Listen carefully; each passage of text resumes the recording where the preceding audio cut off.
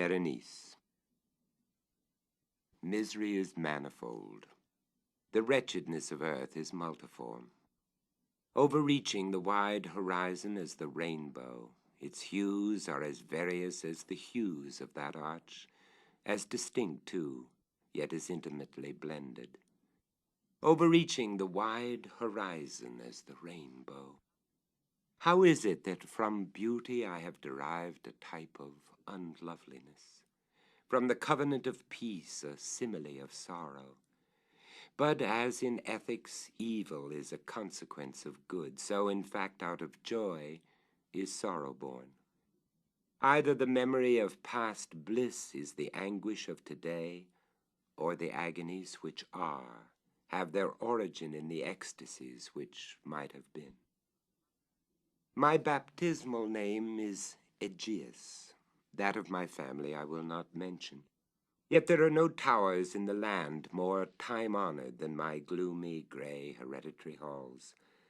Our line has been called a race of visionaries, and in many striking particulars in the character of the family mansion, in the frescoes of the chief saloon, in the tapestries of the dormitories, in the chiseling of some buttresses in the armory, but more especially in the gallery of antique paintings, in the fashion of the library chamber, and lastly, in the very peculiar nature of the library's contents. There is more than sufficient evidence to warrant the belief.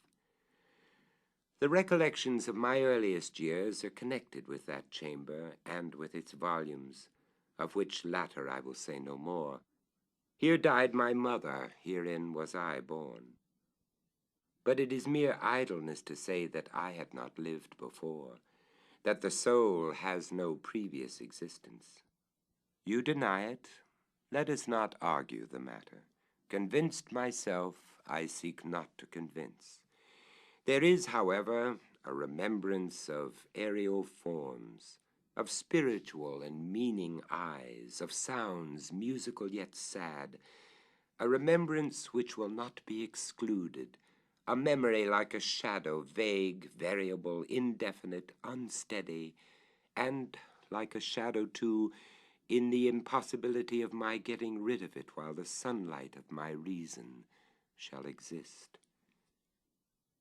In that chamber was I born, thus awakening from the long night of what seemed but was not nonentity, at once into the very regions of fairyland, into a palace of imagination, into the wild dominions of monastic thought and erudition. It is not singular that I gazed around me with a startled and ardent eye, that I loitered away my boyhood in books and dissipated my youth in reverie. But it is singular that as years rolled away, and the noon of manhood found me still in the mansion of my fathers, it is wonderful what a stagnation there fell upon the springs of my life.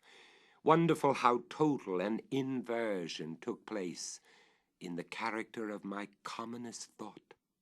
The realities of the world affected me as visions, and as visions only, while the wild ideas of the land of dreams became in turn not the material of my everyday existence, but in very deed that existence utterly and solely in itself. Berenice and I were cousins, and we grew up together in my paternal halls. Yet differently we grew, I ill of health and buried in gloom, she agile, graceful, and overflowing with energy, hers the ramble on the hillside, mine the studies of the cloister. I living within my own heart, and addicted body and soul to the most intense and painful meditation, she roaming carelessly through life with no thought of the shadows in her path, or the silent flight of the raven-winged hours. Berenice, I call upon her name, Berenice, and from the gray ruins of memory 1,000 tumultuous recollections are startled at the sound. Ah, vividly as her image before me now, as in the early days of her light-heartedness and joy. O gorgeous yet fantastic beauty! O sylph amid the shrubberies of Arnheim! O Naiad among its fountains, and then all is mystery and terror, and a tale which should not be told. Disease, a fatal disease, fell like the simoon upon her frame, and even while I gazed upon her, the spirit of change swept over her, pervading her mind, her habits, and her character, and in a manner the most subtle and terrible, disturbing even the identity of her person. Alas, the destroyer came and went, and the victim, where is she? I knew her not, or knew her no longer as Berenice.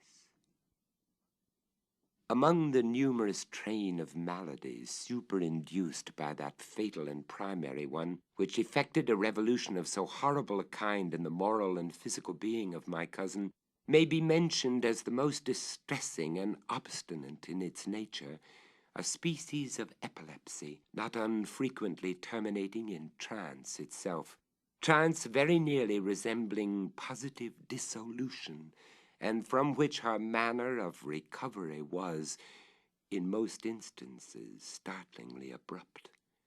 In the meantime, my own disease, for I have been told that I should call it by no other appellation, my own disease then grew rapidly upon me, and assumed finally a monomaniac character of a novel and extraordinary form, hourly and momently gaining vigor, and at length obtaining over me the most incomprehensible ascendancy.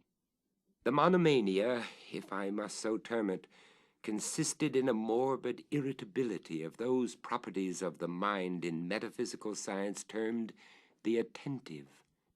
It is more than probable that I am not understood, but I fear indeed that it is in no manner possible to convey to the mind of the merely general reader an adequate idea of that nervous intensity of interest with which, in my case, the powers of meditation, not to speak technically, busied and buried themselves in the contemplation of even the most ordinary objects of the universe. To muse for long, unwearied hours, with my attention riveted to some frivolous device on the margin or in the typography of a book, to become absorbed for the better part of a summer's day in a quaint shadow falling aslant upon the tapestry or upon the floor, to lose myself for an entire night in watching the steady flame of a lamp or the embers of a fire, to dream away whole days over the perfume of a flower, to repeat monotonously some common word until the sound, by dint of frequent repetition, ceased to convey any idea whatever to the mind, to lose all sense of motion or physical existence by means of absolute bodily quiescence, long and obstinately persevered in. Such were a few of the most common and least pernicious vagaries induced by a condition of the mental faculties not indeed altogether unparalleled, but certainly bidding defiance to anything like analysis or explanation. Yet let me not be misapprehended. The undue, earnest, and morbid attention thus excited by objects in their own nature frivolous must not be confounded in character with that ruminating propensity common to all mankind, and more especially indulged in by persons of ardent imagination. It was not even, as might be at first supposed, an extreme condition or exaggeration of such propensity, but primarily and essentially distinct and different. In the one instance, the dreamer or enthusiast, being interested in an object usually not frivolous, imperceptibly loses sight of this object in a wilderness of deductions and suggestions issuing therefrom, until at the conclusion of a daydream, often replete with luxury, he finds the incitamentum, or first cause of his musings, entirely vanished and forgotten. In my case, the primary object was invariably frivolous, although assuming through the medium of my distempered vision a refracted and unreal importance. Few deductions, if any, were made, and those few pertinaciously returning in upon the original object as a center. The meditations were never pleasurable, and at the termination of the reverie, the first cause, so far from being out of sight, had attained that supernaturally exaggerated interest which was the prevailing feature of the disease. In a word, the powers of mind more particularly exercised were with me, as I have said before, the attentive, and are, with the daydreamer, the speculative. My books at this epoch, if they did not actually serve to irritate the disorder, partook, it will be perceived, largely in their imaginative and inconsequential nature, of the characteristic qualities of the disorder itself.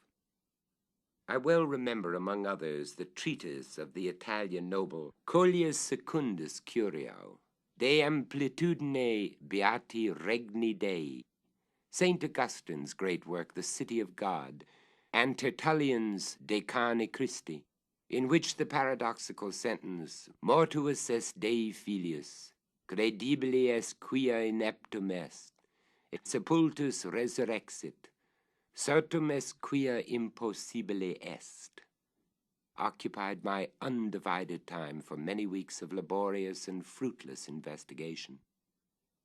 Thus it will appear that, shaken from its balance only by trivial things, my reason bore resemblance to that ocean crag spoken of by Ptolemy Hephaestion, which, steadily resisting the attacks of human violence and the fiercer fury of the waters and the winds, trembled only to the touch of the flower called asphodel. And although to a careless thinker it might appear a matter beyond doubt that the alteration produced by her unhappy malady in the moral condition of Berenice would afford me many objects for the exercise of that intense and abnormal meditation whose nature I have been at some trouble in explaining, yet such was not in any degree the case. In the lucid intervals of my infirmity, her calamity indeed gave me pain, and taking deeply to heart that total wreck of her fair and gentle life, I did not fail to ponder frequently and bitterly upon the wonder-working means by which so strange a revolution had been so suddenly brought to pass. But these reflections partook not of the idiosyncrasy of my disease, and were such as would have occurred under similar circumstances to the ordinary mass of mankind. True to its own character, my disorder revelled in the less important but more startling changes wrought in the physical frame of Berenice, in the singular and most appalling distortion of her personal identity. During the brightest days of her unparalleled beauty, most surely I had never loved her.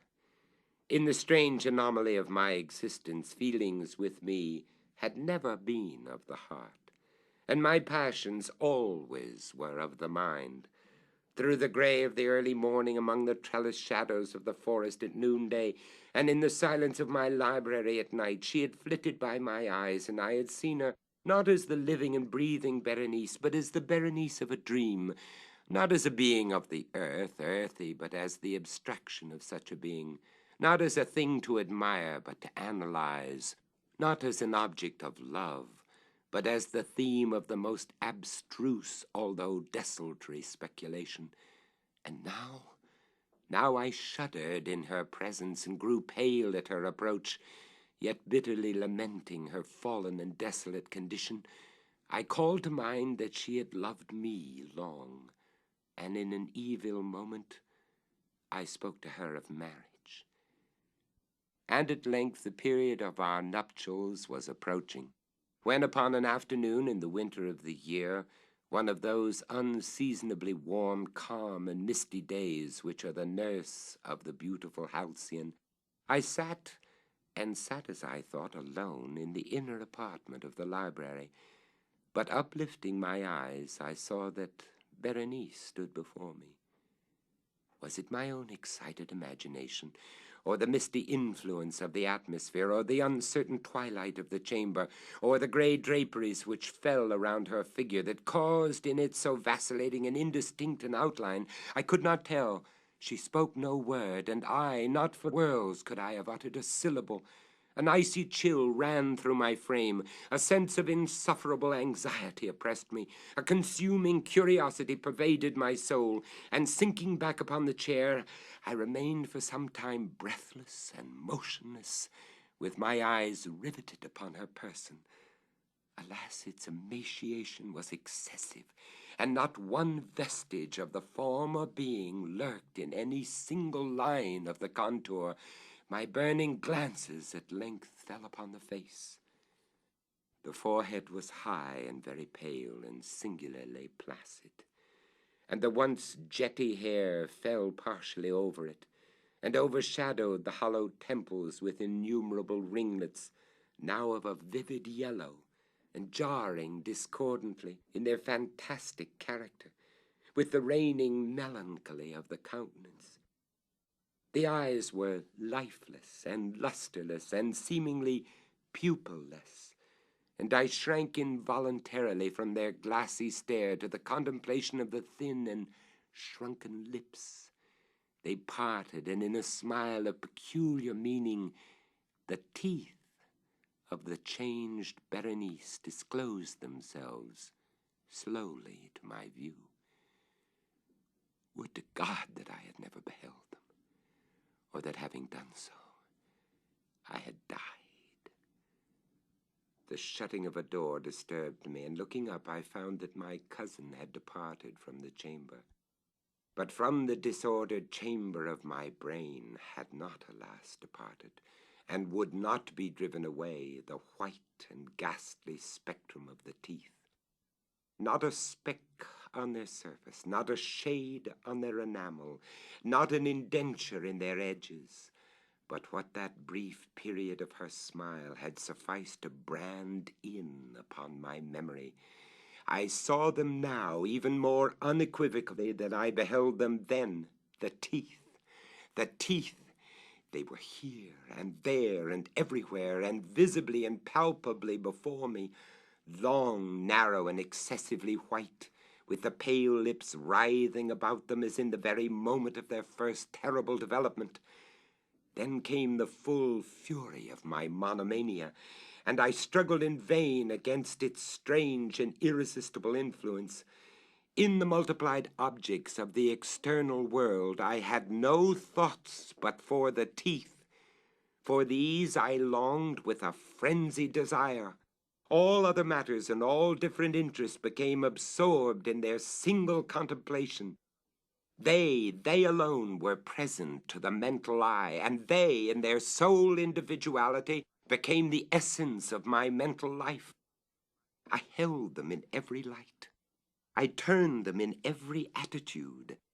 I surveyed their characteristics. I dwelt upon their peculiarities. I pondered upon their conformation.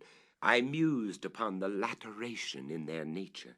I shuddered as I assigned them in imagination a sensitive and sentient power, and even when unassisted by the lips, a capability of moral expression. Of Mademoiselle Salle it has been well said, que tous ses pas étaient des sentiments. And of Berenice I more seriously believed que tous ses dons étaient des idées. Des idées. Ah, here was the idiotic thought that destroyed me. Des idées. Ah, therefore it was that I coveted them so madly. I felt that their possession could alone ever restore me to peace in giving me back to reason. And the evening closed in upon me thus, and then the darkness came and tarried and went, and the day again dawned, and the mists of a second night were now gathering around, and still I sat motionless in that solitary room, and still I sat buried in meditation, and still the phantasma of the teeth maintained its terrible ascendancy, as with the most vivid and hideous distinctness it floated about amid the changing lights and shadows of the chamber. At length there broke in upon my dreams a cry as of horror and dismay, and thereunto after a pause succeeded the sound of troubled voices, intermingled with many low moanings of sorrow or of pain. I rose from my seat, and throwing open one of the doors of the library, saw standing out in the antechamber a servant maiden all in tears, who told me that Berenice was no more. She had been seized with epilepsy in the early morning, and now, at the closing in of the night, the grave was ready for its tenant, and all the preparations for the burial were completed. I found myself sitting in the library, and again sitting there alone. It seemed to me that I had newly awakened from a confused and exciting dream. I knew that it was now midnight, and I was well aware that since the setting of the sun Berenice had been interred.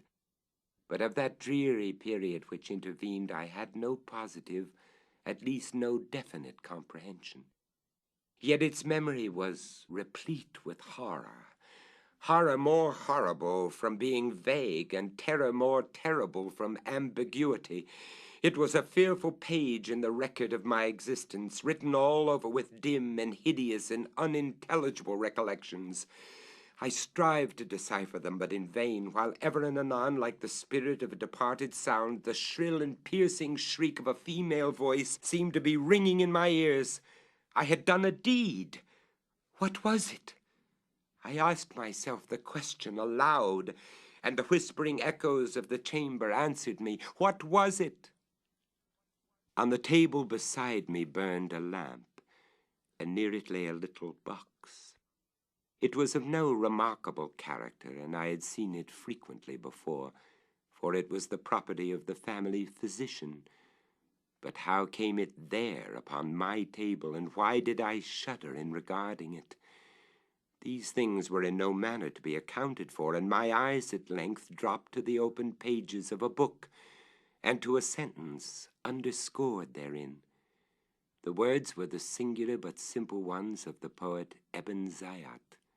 Dicebant mihi sodales si sepulchrum amicoi visitarum curas meas aliquantulum fore levatas.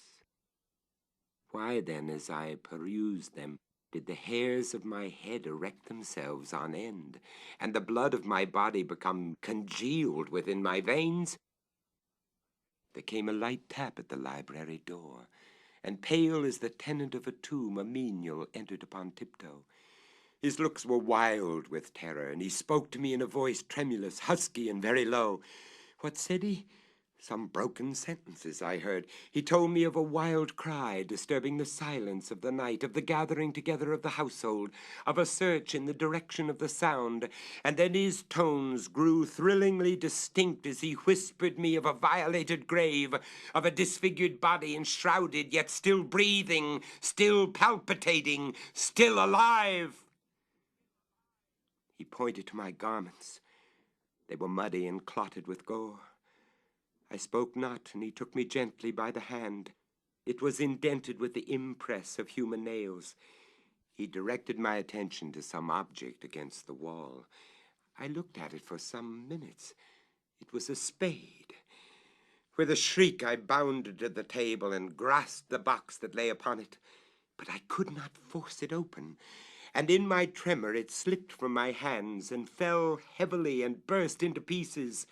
And from it, with a rattling sound, there rolled out some instruments of dental surgery, intermingled with 32 small white and ivory-looking substances that were scattered to and fro about the floor.